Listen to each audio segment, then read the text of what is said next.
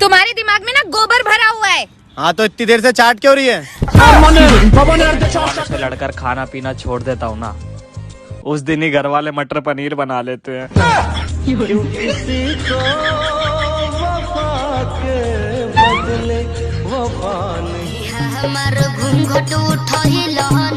Hello.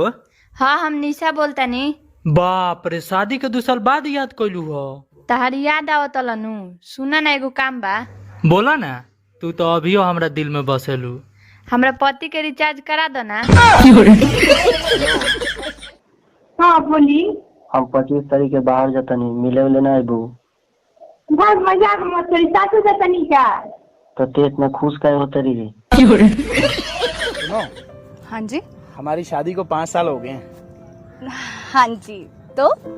तो मैं पूछ रहा था कि दोबारा चुनाव होंगे या यही सरकार चलेगी? लागत हमरा प्यार हो गइल बा।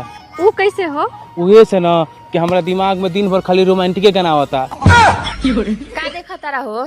तू कितनी खूबसूरत है, मुझे तेरी जरूरत है, करूं क्या? 2000 के नोट चढ़ा के गोल लागलो, राखी बांध देता। हमरो दुख सुनिए भोलेनाथ, अपने तो ये बाबा नाग रखली हनी, हमके सौंप देनी ना जी। क्या हुआ भाई? सावना में खाई लहनी लहसुन पियाज हमारा गोय गोय, हमारा पहुंचतावे गौवा समाज हमारा गोय गोय। मैं ना तुझे भुला सका, तूने कैसे भुला दिया।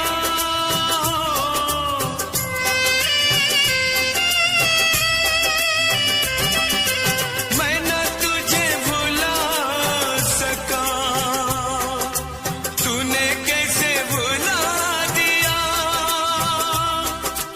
कहाँ जाना चैना कतही मिले ना आराम जी, केहू से दिलवा अब ना,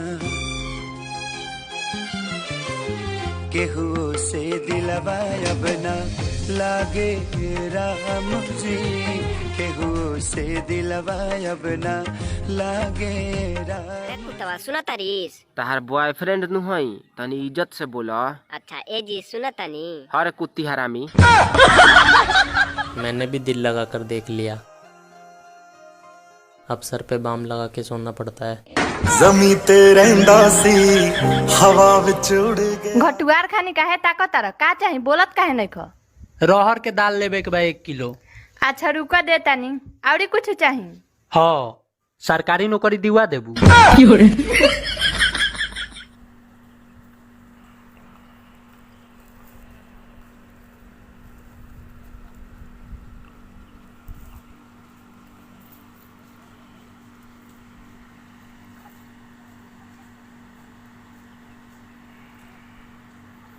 मतलब के सब रिश्ते नाते, मतलब के सब यार, मतलब के सब संगी साथी, मतलब का संसार।